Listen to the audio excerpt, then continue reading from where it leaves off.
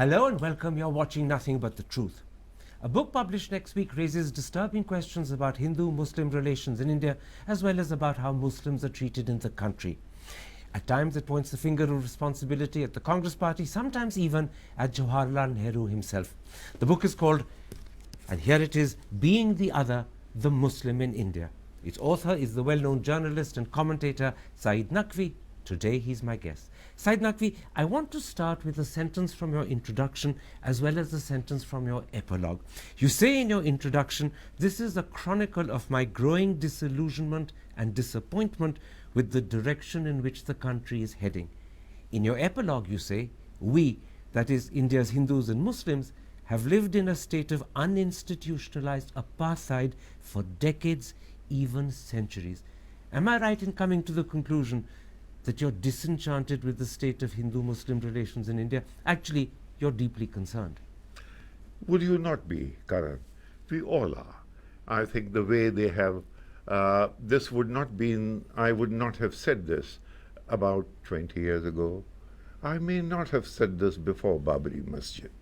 After Babri Masjid, which is 6th of December 1992, things have been deteriorating.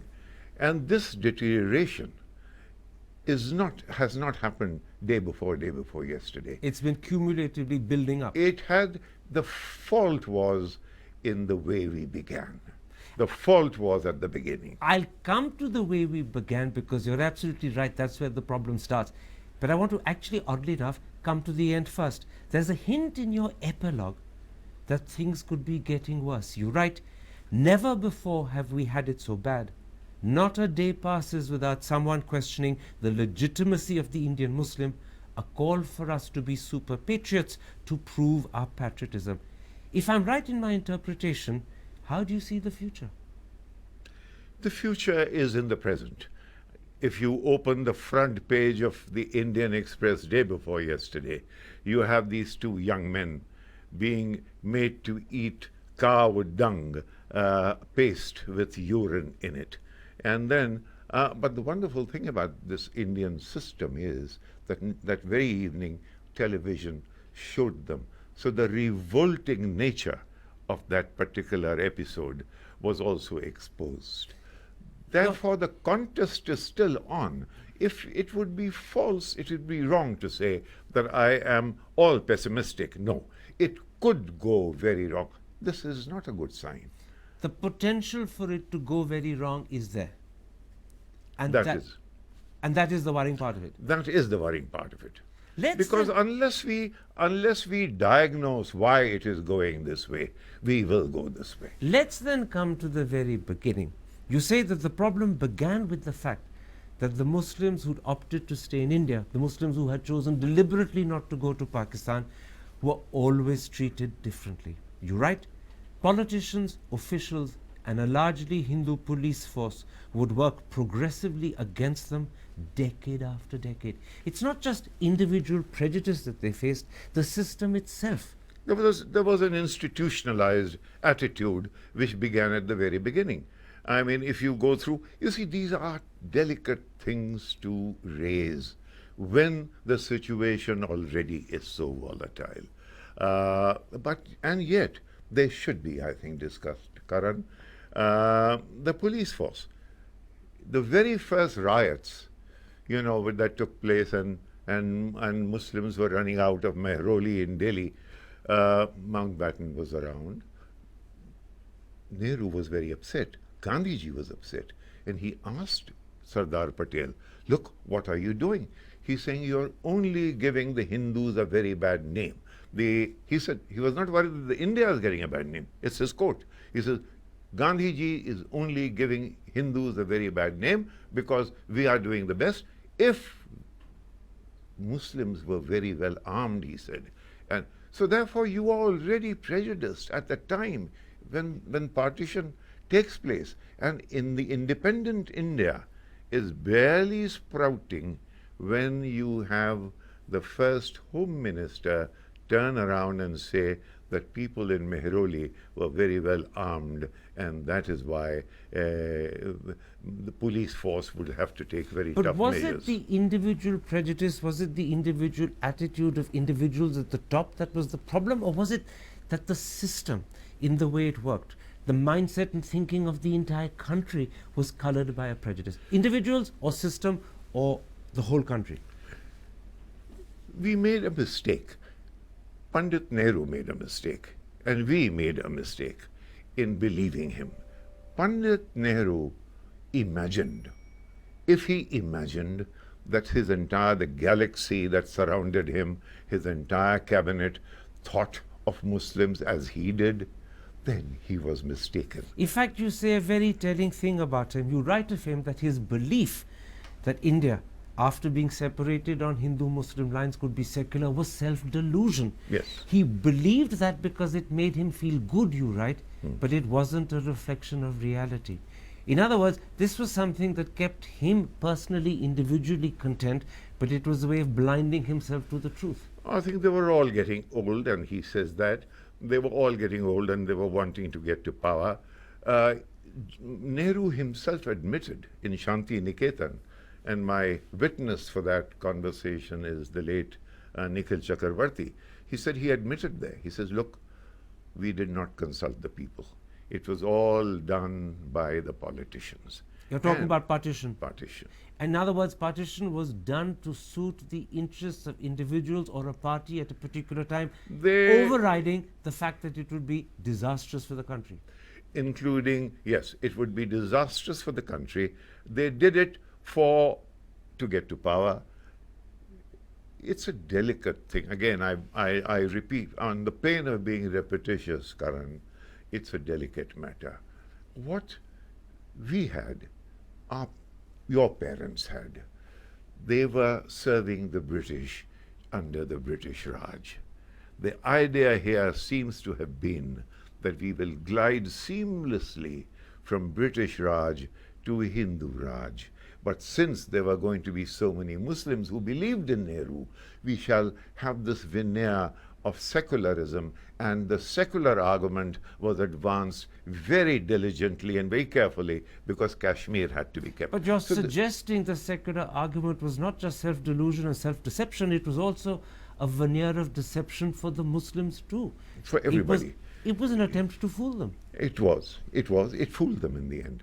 After all, look, all that is happening is because of the mistakes that the successive governments made, of which naturally the maximum blame must be taken by the Congress party. It's not just, in fact, Nehru, you rightly pointed out, you in your book give the maximum blame to the Congress party. You say that after pointing out that Jinnah was simply using Pakistan and partition as a ploy, which in fact the Congress could have circumvented, this is what you write.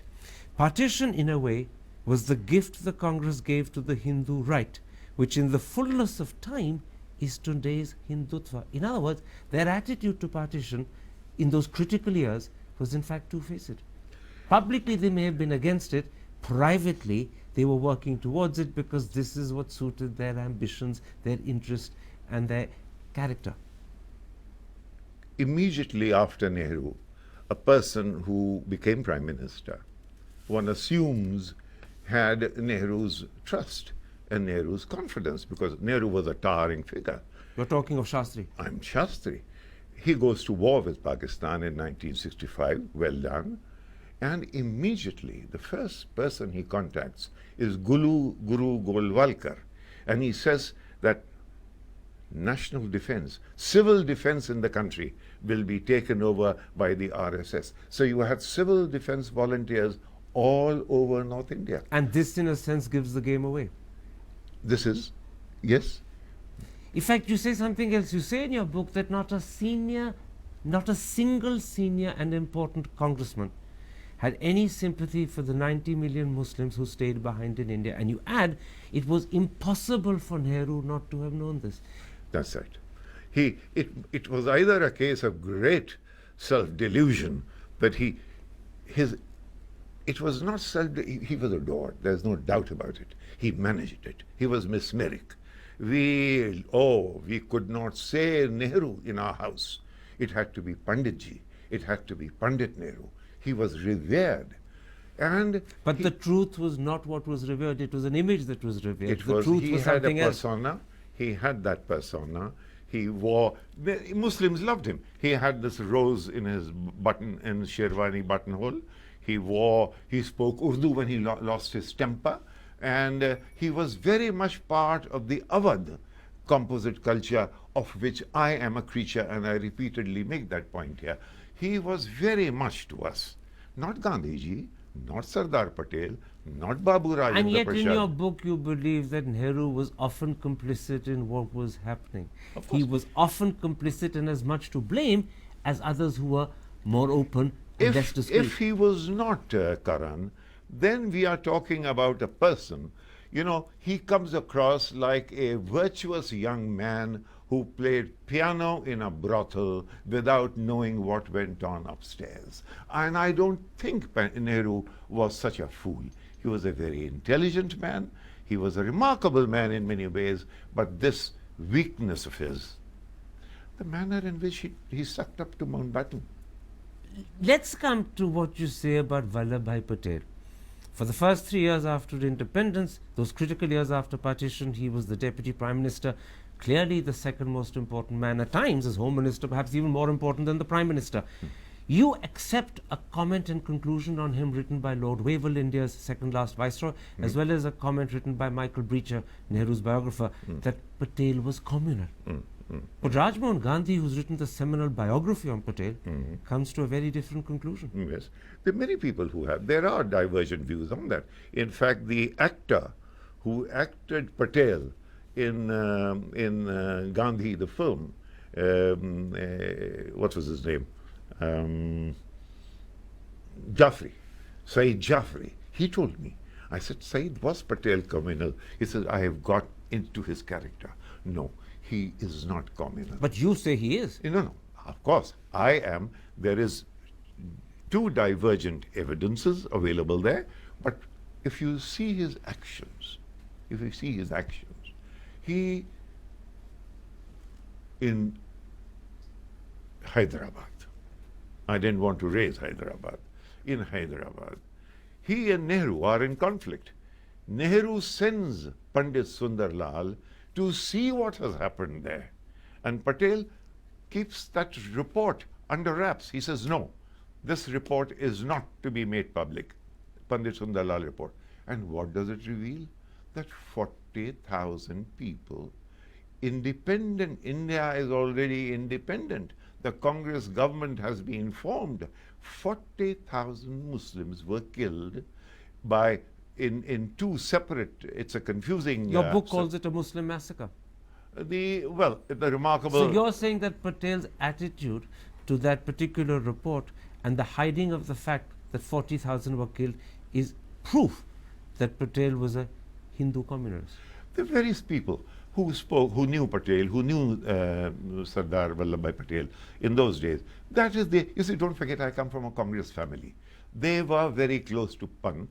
They were very close to But actually, Nehru. I'll interrupt you there, because even about Pant, you have something very interesting to reveal, and that's the point at which you begin to suggest that the communalism that afflicts the country today, that the Muslim cleansing that we suspect is happening in Muzaffarnagar actually goes back to the 50s, because you say that in the 50s, when Pant was chief minister and Golwalkar was the RSS chief, 2 trunkloads of evidence was found of documents meticulously showing how the RSS planned to get up to mischief, to breed communalism and divide people, and Pant did nothing. And you suggest in your book this is clear proof of Congress and Pant's personal complicity. This is, in fact, these are words of Rajeshwar Dayal, who was the first Home Secretary of UP. He, in fact, reports this matter in his book. But you accept it as truth. Well, why not? If Rajeshwar Dayal, as an ICS he's officer... the only account we have of this. Well, I mean, let us... you want me to be a skeptic on that one? You want me to doubt that one? I have a feeling that that should be played because there is no other evidence. You are saying, well, I'll concede to you that there is no other evidence to prove that particular, those two trunk incidents is known to anybody else. I have not heard it except from Mohanlal Gautam, who was also in Pantji's cabinet, and later Chandrabhan Gupta, whom my family knew very well. Now, this is the conclusion you come to about that particular story, and I'm quoting. Pant later became Union Home Minister in Nehru's cabinet. Was Nehru complicit? Or are we to continue to grant him the benefit of the doubt? You're clearly saying you believe Nehru was complicit. You, Saeed Naqvi, are no longer prepared to grant Nehru the benefit of the doubt. No, I am not. He knew. If he did not know, what did he do about it? In which case, the difference between Nehru and, say, Vallabhbhai Patel, who you outrightly call communal, is a veneer of sophistication to disguise and hide, but not really much more. Nehru was sophisticated enough to hide it. He spoke Urdu. He had that rose in his lapel. He had this image with the Muslims, so they were deceived, as you said a moment ago, fooled. But actually, their attitude towards Muslims and Hindus was the same. That's what you're suggesting. Well, we all have multiple identities. Panditji had his identity, which was very Urdu, very urbane, very Awadhi, very much part of that elegant culture, and yet there was a part of him which was very Brahminical. He thought that Pandit had to rule. He was very proud of his Pandit background and his Pandit antecedents. Oh, he is very, very proud of that. This is the communal side of Nehru. This is the other side of Nehru. And the veneer disguised it for some.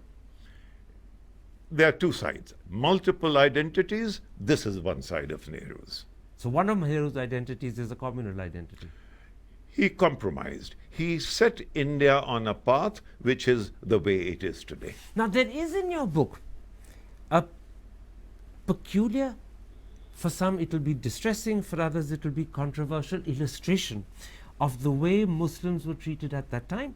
And you also suggest that this is an illustration of Nehru's own complicity. And it's to do with his sister, Vijay Lakshmi Pandit. You suggest that she had a secret love affair leading to a secret marriage with the Muslim editor Saeed Hussain, who then went on to become India's ambassador in Egypt. But you have no proof of that secret love affair. You have no proof of that secret marriage. I have not said that. I said this was an allegation. There are members of Sayyid Hussein's family who believe and who have told me, whom I have contacted. They in fact go ahead and say her name was Swaroop, and it was all changed. The Vijay Lakshmi. But her name was Swaroop. It's not an allegation. Yes. The parental name she got was Swaroop. Vijay Lakshmi was the name she got after her marriage. You don't know but the story. The point is that in repeating that story in this detail, you give it a credibility. At no point do you seem to be skeptical of it. You seem to be actually approving of it, because you even quote your uncle, Saeed Naqvi, as an element of proof and support and corroboration. Oh, you ask anyone from the Kajju family, from the any of the Kashmiri Pandits in that area of Awadh, you will have the story commonly known. It is not an unknown yarn. But yes, there is no proof. The wedding, where is the document? The wedding document.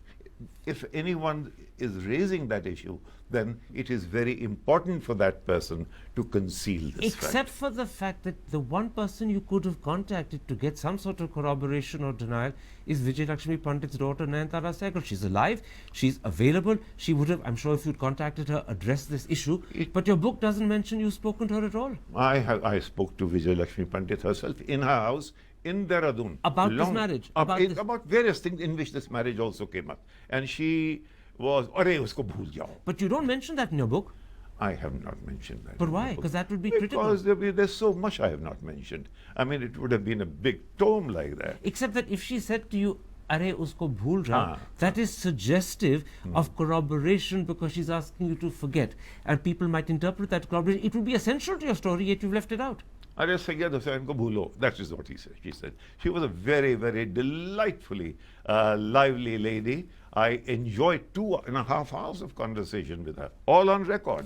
In that book, you say, and I'm quoting, Hussein's family in Dhaka has documents which reveal a great deal more. Yes. But you don't say what those documents reveal. You stop after that sentence. Well, I mean, because you want me to write, then I'll have to write another book about Vijay Lakshmi Pandit's love affair or marriage or whatever it was. So you actually have It is documents an that prove it. anecdote. I have a book. I have a book on Saeed Hussain in which there's a great deal of material. Yes. Of the There love is a affair, book of the by- marriage. by of their together in Washington, of in various parts of America when they were together. You see, he did not only become ambassador to Cairo, he was India's ambassador at large in the United States, Sure. in England, That I accept, and he wherever. was an extremely well-known man. But what you're saying also is that you have a lot more evidence to support this theory that they had a secret love affair and a secret marriage, which you withheld. No, I have not. I have not said that in that document. But you're saying it now. I'm telling you, yes, I have a book, and in that book there's a lot of material, lot of pictorial material.